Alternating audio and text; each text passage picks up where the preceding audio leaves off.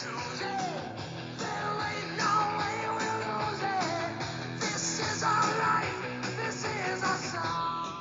my lovelies. I hope you're having a lovely day today.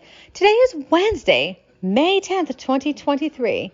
And before we get into our topic of discussion, the song of choice I chose today is by Twisted Sister called We're Not Going to Take It. A song in the 80s, a good song. And I love this song because I think this is relative for how we're all feeling about the world today. The world has gone bonkers. The media. Oh, dear Lord, the media is bonkers. Anyway, the reason why I like this song, the front man, who I don't remember his name at the top of my head, but I remember reading something years ago, and I'm sure the video's on YouTube, that he went on record to talk about the FCC, basically the freedom of speech. I'm summarizing, and of course you find the article or the video, it'll talk about it. But he went in front of Al Gore and talking about how we should have a freedom of speech. And this is something that's coming up so much over the generations, over the centuries. Every time we go ahead with technology, we're being stopped by air quote misinformation, money going towards the big tech companies. In this case lately, big tech is as in Twitter and before Elon Musk took over, and Facebook, and it's been bonkers. And so we're kind of going back in the whole thing about freedom of speech with media, but unfortunately it's getting so ridiculous that I think there's too much of freedom of speech, and I'll tell you why. The DNC, for example, Democratic Party, they are paying several people on TikTok, these influencers, so-called, and I hate the word influencer, but that's what they are. They're making a lot of money a month. They don't have to, or a day actually, they don't have to get a 9-to-5 job like everyone else. So they're making a lot of money to spread rubbish, whether they believe it or not, because this is from the Democratic's point of view. And we know how politics works. You give money, you're going to persuade people. In this case, they know voting is going to be coming up in the next few years, or next year. We're going to have a new election going forth. And so it's going to get quite crazy and quite stupid. And the Democrats have the power of persuasion more than Republicans. And I have made an opinion article on saltyvixenstories.com talking about how the Democrats are ruining America. And the best example right now I can think, well, there's many of them, obviously. But when you think about like Beetlejuice, as she is known as, or the mayor of Chicago, what's her name, Lightfoot or something? You know, Chicago has become very, very crazy in the crime. In fact, all the blue states, we have to admit, have a lot of crime. Because, well, the mayor and the governor of each state, those blue states, hate Trump so much. Even though Trump tried to get the National Guard out to Chicago and other states. But the mayors and the governors said, oh, no, we're not going to do that. But Trump here was giving help, and they refused it. So now these states that were doing okay until shit happens, and now because they thought, well, hey, the blues are going to do well, no, they fucked up. And it's so bad, it's dangerous living in these states. Let me tell you, I'd rather have the mob back when Al Capone was in power in Chicago than what we have today. At least it was organized mob. Yes, it was dangerous, but it was organized dangerous. Like, you fucked up, we're not, they would go get the Tommy guns. Okay, they would not use it unless they had to. It was a lot different and a lot better. Not 100%, but I'm saying, like, I think the world was in a better place with the organized mob. I mean, look at Vegas. It was founded by Bugsy, which, a funny story, Bugsy's first wife, ex-wife, do you know she died and lived, she lived out the rest of her life and died in Oakland County, Michigan. I thought that was a cool story because Jimmy Hoffa disappeared in Oakland County, Michigan. A lot of the mobsters, retired mobsters, were in Oakland County, Michigan. I don't know why that was a choice of retirement. It's a lovely area. I've been there. Okay, so the topic today is called, Is the Media Intrusive? And I do talk about Prince Harry in this article, in this podcast, because I feel like this is such an important thing. As you know, Harry published a book called The Spare that came out in January and had lots of criticism. I criticize the fact that I think it's marvelous he wrote a book talking about things he needed to get out, because we all have these stories. We all have something to say. However, I am going to tell you, and I will say it again, it should have been kept privately and delivered to the people involved. However, money talks. And I did post on the latest dumbass and amusing news weekly or daily roundup for yesterday, which was May 9th, an article that talked about what Harry's ghostwriter thought of Harry. Well, to sum it up, Harry has a bit of a temper, and the ghostwriter was getting tired of this temper tantrum he had. And those who don't know Harry, yes, I've met him. I got to know him over the years. Last time I saw him was 2016. I supported one of his charities called Santa Ballet. I got to go to the opening of a children's center. And I know I've had Harry's wrath. It's not a fun thing. It was quite scary. It's because I don't like confrontation. And Harry, his wrath came in because Nacho Figura said something to Harry, and I accidentally broke Harry's wine glass. And Harry got mad at me when I said, hey, I'm sorry. But in all fairness, and if Harry ever listens to this podcast, all fairness, Harry, you had the wine glass on the ground. Everybody was line dancing. When Joss Stone was singing, you got up to line dance. I was right behind you. I was getting down with my silvery sparkly shoes by Miu Miu, M-I-U. Love those. The Mary Jane type of shoes. Oh, they're lovely. And yeah, I remember stepping on something. And I, by the way, got hurt from the glass. Did you ever ask how I felt? Nope, you didn't, because you just yelled at me. I mean, passive aggressive on that part, but no, he didn't. I actually was bleeding. And you didn't bother to say, hey, Salty, are you all right? Instead of, who broke my glass? Who did that? And it was, I've never seen that side of Harry. Because when I met Harry for the first time in 2004, for that whole summer, he was very, very kind and sweet and actually protected me against somebody who was harassing me. So what Harry did apologize for his actions. He was overwhelmed and overtired. But still no excuse for behavior. So I do forgive Harry on that. Just, I want to point this out because this was even though this was a private moment, but because the ghostwriter talked about it publicly, I kind of felt I can throw that in there, but also tell you the truth about Harry. He is a good person. He's very kind and very loving. You just have to know him. But unfortunately, when you mishear things, you're going to get agitated and you're overtired. And so because, like with Harry, he's hearing out of both ears, two different conversations going on and all the noise, too much noise. And he doesn't have time to process or think what is true from fiction. And he doesn't have his own voice. That's why he wrote the book, to have his own voice. However, yes, it should have been kept private. So this is where I'm going to go on my podcast. And I made the article on saltyvixenstories.com and with the same title.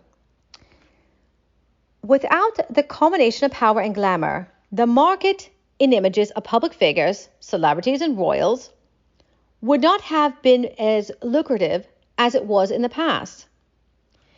The powerless, unharnessed European monarchies are surely evidence that without political power, the fairy tale simply disappears, leaving those families in relative peace. The press has been cast as a baddie as often when it comes to royals and celebrities, especially the British royal family. Why does the media continue to print gossip? The answer, because it sells. And they know people are going to go to social media, copy paste, repost, and talk about it, whether they are going to look for the facts or not. They don't care who they're hurting. But a majority of us do look at facts, and a majority of us are going to say, hey, wait a minute, media, this is bullshit. Why are you lying? But unfortunately, in the leftist mind frame, leftists or the woke folk don't want to look at the facts. They believe that the media is spoon-feeding you this lie. They're going to say, oh my gosh, this is true. And this is hurting the reputation of the people involved. Every single person who has chosen to read the media's intrusive, titillating, voyeuristic accounts of Prince Harry's phone hacking, and by the way, the Mirror has finally apologized. A little too late, isn't it? Oh, well, at least they just said they're sorry. Or when the paparazzi told me at China Way After Party, dated 25 July 2004, also known as Cartier International Polo, and to prove that I was there was two parties, Kids Party and China White. I had an invitation for the kid party, and then a polo player got me an invitation because you had to pay for the bracelets ahead of time, and I did not know, and so someone gave me theirs. They said, I'm leaving, you can have them. I'm like, okay, cool. And that's how I went into the party. I had met Harry earlier that day, and I think I did speak about it when I met King Charles when he was Prince of Wales, briefly. And those tuning in, certain details I will not publicly say because I'm not going to talk about the people that friends of William or Harry, just because their private lives are private, and I respect them on that. So I just want to point that out. Going back to my thought. So at the China White after party, there was a paparazzi guy, and I wondered why he had the right to take photos of Prince Harry, as he is a public figure. That's what the paparazzi guy was saying. Well, he's a public figure, it's his right. I told the paparazzi guy who was standing next to him, by the way, and Harry was directly in front of me. I was actually going to a table, not because Harry was sitting there, because of the person Harry and I mutually know who was harassing me the entire summer. I was going to walk up to that person and say, hey, enough's got to stop. Enough's enough. So as I was standing there, Harry and another person were giving the bird. And I told the paparazzi, just leave Harry alone, and as he's enjoying himself. So, in fact, later that evening, after I told off the paparazzi jerk, and he had gray, wavy hair, I'll never forget that, and he was an asshole. I mean, he literally was an asshole. Because he said he had to make money, and that's what the photos they're going to sell. So if Harry makes a spectacle of himself, well, it doesn't matter because that money goes up. He went from $500 to $5,000 because Harry flipped the bird off. I'm making up the amount of money, but you know what I mean? Drama sells. In fact, later that evening, that same paparazzi asshole snapped a photo of me dancing with Harry. And that photo was in some tabloids. Thankfully, it was a back of me, and the story was literally, the picture of the story was literally about 1 to 3 seconds of a dance. Yes, he danced with me for 1 to 3 seconds of anything. He was trying to make me laugh because I was crying because of that person who had been harassing me in the summer. Again, I'm not going to go into full details due to respect of the people involved. But at that time, that dance made me smile. And by the way, he is a good dancer. And it wasn't because I got to dance with Prince Harry or because who he is. It was all because he was kind to me. Again, and I will repeat final time, the details of things I will not publicly say because of those involved had apologized later on and all was forgiven. We all grew up and moved on. And they were good people. And I'll say this much. I will defend Harry on that day because I kind of feel like the paparazzi and the media, how intrusive they were, had told so many lies. That was the first time I experienced how bad the media was. And I felt really bad, actually, for Harry and William and people that know them, how the media has been. And that party, by the way, I remember it saying, a bevy of women were with Harry. And I was part of that bevy. I sat at Harry's table. I remember Harry was talking about going to Africa. I remember the whole conversation, how much passion he spoke about going there. That later would become what we know as Sentibali. That was his first baby, his first pride and joy. And I remember some of the mutual people were giving Harry drinks, and Harry kept declining. Eventually he gave in, had 1 or 2 drinks, but he wasn't drunk. Maybe a little buzz, if anything, but was Harry drunk? No, he wasn't. Was people at the party drunk? Yes. Was I? Yeah, a little bit. I mean, it was free alcohol. Why not? It was a party. It's fun. As long as you don't go too overboard. But the media made it out. It was like a shit show, and Harry was in the center. And because of that day, and of course several others, like Vegas incident and etc., he had a reputation. The media made Harry this ultimate party guy, this ultimate crazy guy that he did drugs and smoked and drank. Yes, he smoked a cigarette here and there. Yes, he drank. Yes, he's been drunk. Everybody has. But they made it look like he was the ultimate party boy when he wasn't. And part of him, talking about the drugs, that was from many years ago. And I came in the scene in the summer of 2004. And I did not even know about it. Someone mentioned it to me, and I said, okay. And I only knew about the pot stuff, I think, when they mentioned it to me. And I said, okay, but who hasn't done pot? I mean, I never have. And pot technically at the time was illegal and virtually everywhere, but people were still doing it. You can't tell me on college campus or university campus you never did pot. Come on. Everyone has experimented with pot at some point. Even people say they haven't. It's a good chance they've been around it, even if they inhaled it. I probably have inhaled pot before from walking. I remember at amusement parks, like Six Flags, someone was smoking pot, and I smelled it I was probably like 16. I go, what's that smell? And then I found out, it was pot later on. So technically, I have tried it. What was it? Clinton that said I did not inhale. Some president said that in a slogan. I did not inhale. Now it's going to bother me. Who said that? But, you know, and I remember how the reputation with Harry, how it really was, it was hard, you know. So I remember at the 10-year anniversary of Santa Bale, it was at a lovely hotel. I stayed there. It was a lovely event. There's a picture of me in Getty Images where Joss Stone is singing. Well, on stage. Well, she had gotten off on stage. I was singing by myself. I mean, I was at a table with people from Basutu and some of the people who at the time worked in the office of Santa Bale. And I had this beautiful Sherry Hill dress. Oh, I love that dress so much. And my hair was blonder at the time. And Joss Stone gets off stage and she comes over to me and does it's called acting flirting. I don't know the terminology, but she was like coming over and she got me up to dance. And I was like, what in the world? This is uncomfortable because I'm not used to this, you know. So a famous person coming over to me, cool. Like, you know, I never really got into the whole idea of what fame is, unless it was Mick Jagger. But I met Mick Jagger. That's the only time I was a fangirl saying to him, your music speaks to me. Your music's amazing. I'm a fan. Like, it's so cheesy. Because so many people have said it. But, I mean, come on, the Rolling Stones, they're gods in music. They're awesome. And I'm going to say that. There's certain music groups you can be a fan over. Even Alice Cooper, for example. Oh, I love Alice Cooper. The 70s and 60s and 50s music were probably my favorite. 80s were rock, 90s were the best.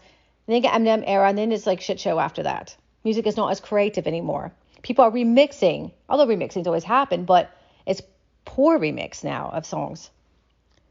And anyways, going back to Harry's reputation, when the party ended, 10-year, I was going to walk up to Harry to say, hey, you know, your charity that you talked about 10 years prior to that, or well, 11 years or whatever it was, you know, when it's in the mental creation, I wanted to tell him, like, I'm proud of him. And somebody said to me, someone that's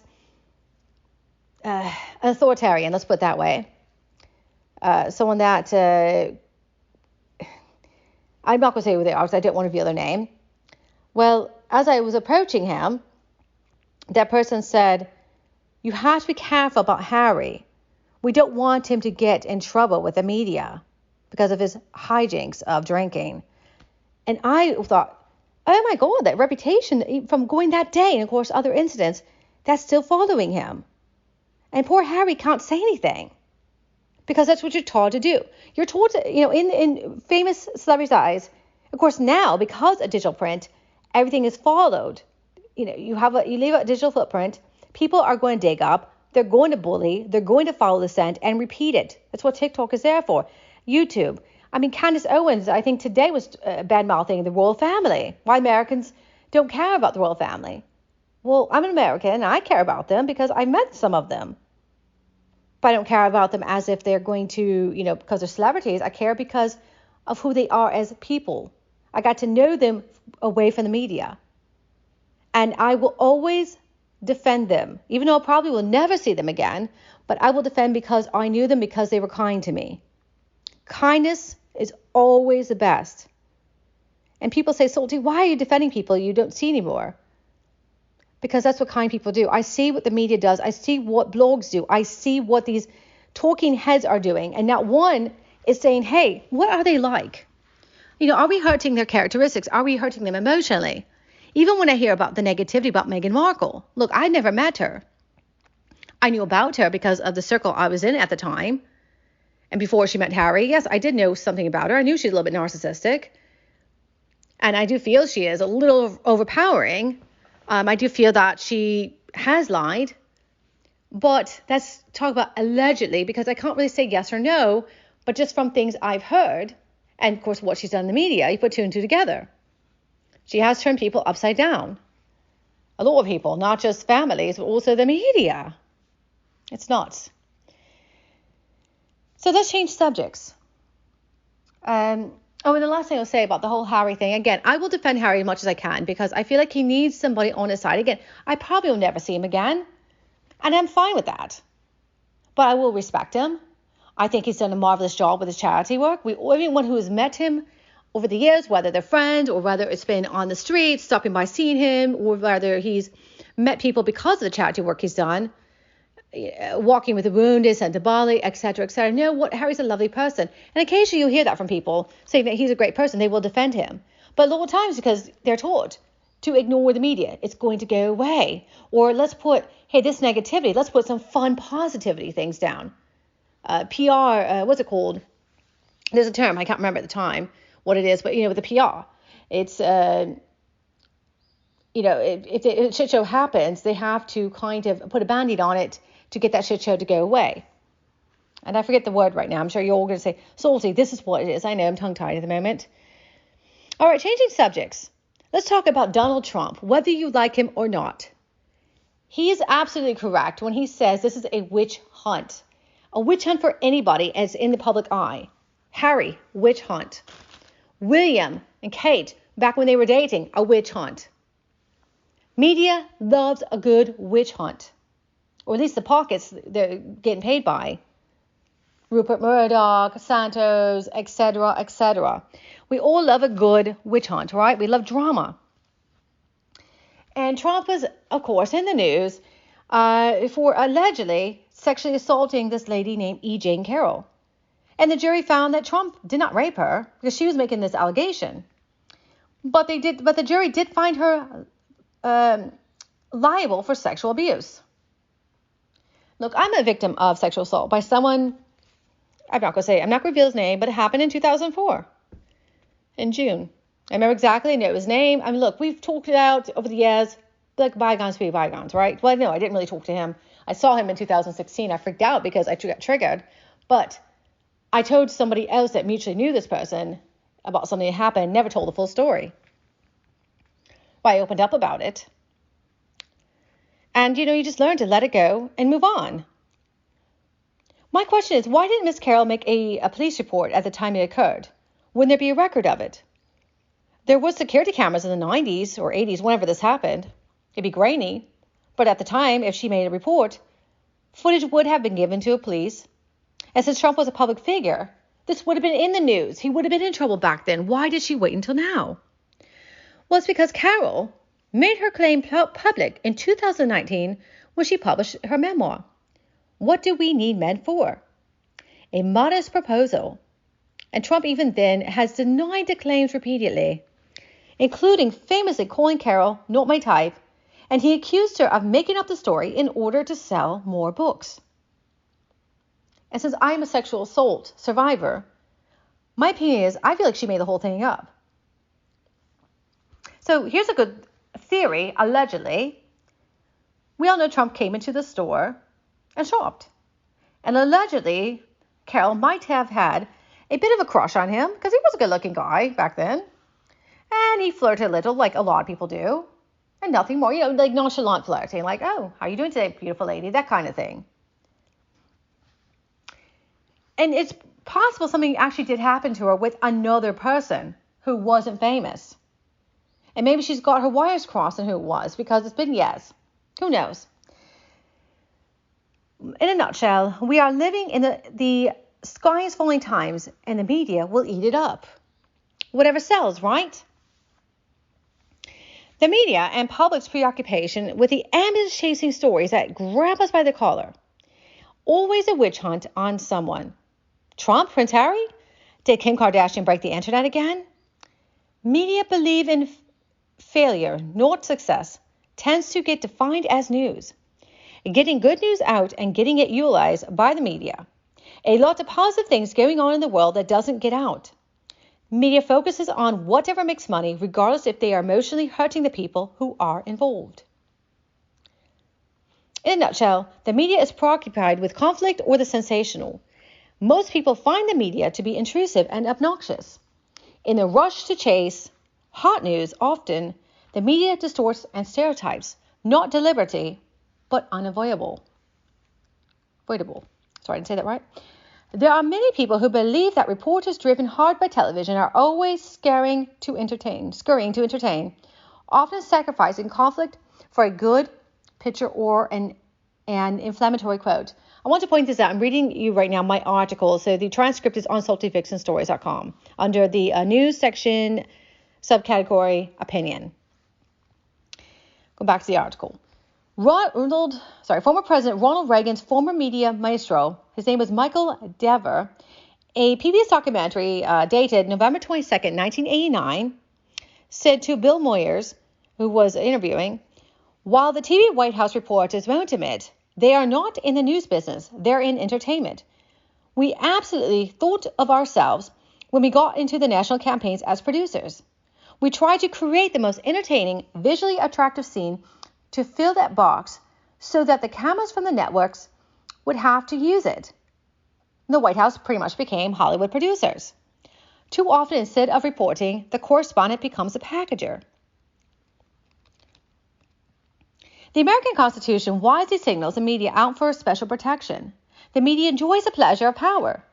They are responsible for ferreting out the truth as best as they can, and for listening. The media should listen to the criticism. The problem is the power in the people. Rupert Murdoch, for example, will tell the media to ignore the criticism. Unless the noise is too loud, then they will tackle it. Now, when you have a podcast, you have more freedom of speech and freedom to give your opinion and freedom to tell the truth. The truth should always be reported. The full truth and nothing but the full truth should be reported in the media, as the truth will set you free. But they're under restraint and they cannot say the truth unless they're paid to say half-truths. Tucker Carlson said it recently. Everybody says it at some point when they're able to. How much media lies, all for $1, £1, a shilling, whatever it is, the currency. All right, my lovelies, have a lovely day. Goodbye.